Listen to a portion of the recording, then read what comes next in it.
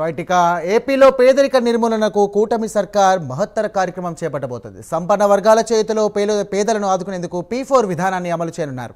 పేదలను దత్తత తీసుకునేలా పోర్టల్ ఏర్పాటు చేశారు. ఈ కార్యక్రమంలో భాగంగా మొదటి విడతలో 20 లక్షల కుటుంబాలకు లబ్ధి చేకూరుతోంది. ఇక శ్రీమంతుడు సినిమా స్టైల్లో ఏపీ రూపురేఖలను కూటమి సర్కార్ మార్చనుంది. గేమ్ చేంజర్గా P4 విధానం మారనుంది. ప్రభుత్వ సంక్షేమ కార్యక్రమాలతో సంబంధం లేకుండా ఈ P4 విధానాన్ని అమలు చేయనున్నారు. ఇక సంపన్న వర్గాలు పేదల వారధిగా కూటమి మానసపుత్రికగా P4 మారనుంది.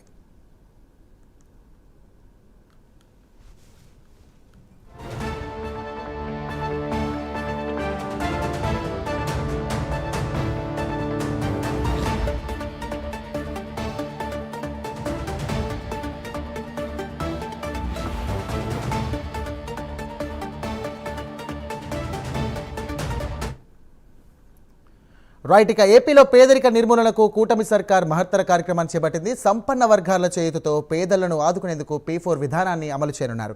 ఇక పేదలను పూర్తిగా దత్తత తీసుకునేలా ఈ పోర్టల్ని ఏర్పాటు చేశారు. దీనికి సంబంధించినటువంటి మరిన్ని డీటెయిల్స్ కూడా మా కరెస్పాండెంట్ రాజ్ కుమార్ అందిస్తారు. రాజ్ కుమార్.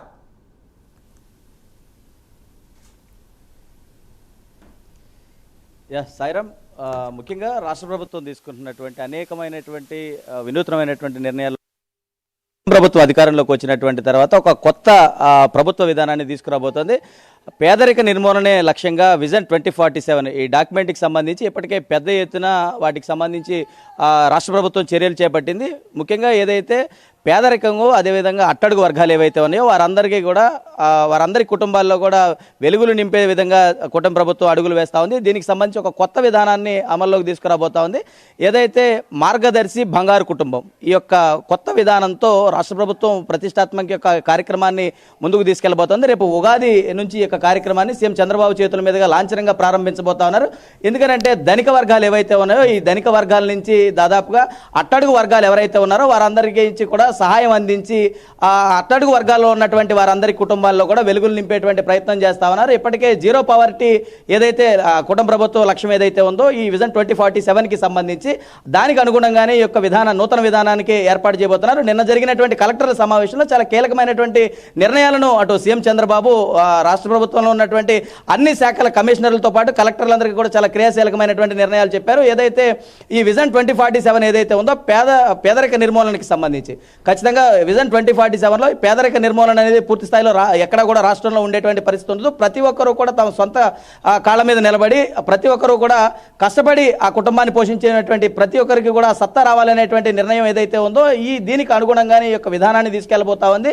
ఏదైతే గతంలో మనం ఒక సినిమాలో కూడా చూసాం, శ్రీమంతుడు సినిమాలో ఇదే తరహా వ్యవహారాన్ని తీసుకుని వచ్చారు. దానికి సంబంధించి అందుకు అనుగుణంగా కూడా కుటుంబ ప్రభుత్వం ఈ విధానాన్ని అడుగులు వేస్తా ఉందనే దానికి చూడవచ్చు. ధనిక వర్గాలకి ఇప్పటికే దీనికి సంబంధించి ఒక సర్వేను రూపొందించారు. ఈ సర్వేలో దాదాపుగా 30 లక్షల కుటుంబాలను ఇప్పటికే గుర్తించినట్టుగా కూడా తెలుస్తా ఉంది. ఈ ధనిక వర్గాలందరికీ కూడా ఈ 30 లక్షల కుటుంబాలు ఏదైతే ఇప్పటికే గుర్తించారో ఈ 30 లక్షల మంది కుటుంబాలకి సంబంధించి అట్టడుగున ఉన్నటువంటి వారిని కూడా గుర్తించి వారికి ఒక పోర్టల్ కూడా తీసుకురాబోతున్నారు. ఎవరైతే మార్గదర్శకులుగా ఉంటారు అంటే సహాయం అందించే వారు ఎవరైతే ఉన్నారో వారిని మార్గదర్శకులుగాను, అదేవిధంగా సహాయం పొందేటువంటి వారు ఎవరైతే ఉన్నారో వారందరికీ కూడా బంగారు కుటుంబంగాను ఈ రెండు విధానాలుగా కూడా ఉంటుందని చెప్పి నిన్న పీయూష్ కుమార్ ఎవరైతే ఉన్నారో పీయూష్ కుమార్ చాలా స్పష్టంగా చెప్పారు. అదేవిధంగా వీటికి సంబంధించి కూడా ఈ విధానం ఈ నెల ఏదైతే ఉగాది నుంచి కూడా ప్రారంభం కాబోతా ఉంది. ఎవరైతే ఈ సహాయం అందించే వారు ఉన్నారో వారికి సంబంధించి ఆర్థిక స్థితిగతులు ఏ విధంగా ఉన్నాయి, నిజంగా ప్రతి ఒక్క కుటుంబం కూడా మెరుగుపడాలని అంటే వారికి ఏదైతే విద్య, వైద్యం ఇటువంటి సదుపాయాలు అన్నింటినీ కూడా ప్రతి ఒక్క గ్రామ స్థాయి నుంచి అదేవిధంగా రాష్ట్ర స్థాయి వరకు అన్ని విధానాల్లో కూడా అమలవ్వాలి. అదేవిధంగా వారందరికీ కూడా చేయూతను అందివ్వాలి. ఇది కుటుంబ ప్రభుత్వం యొక్క ప్రధానమైనటువంటి లక్ష్యంగా ఉంది. కాబట్టి దాన్ని గ్రామ స్థాయి వరకు కూడా తీసుకెళ్లబోతా ఉంది.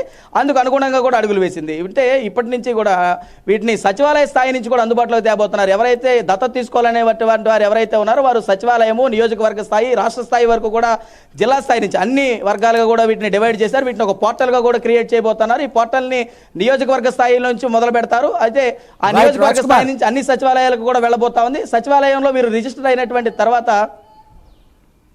Right. Thank you Raj Kumar.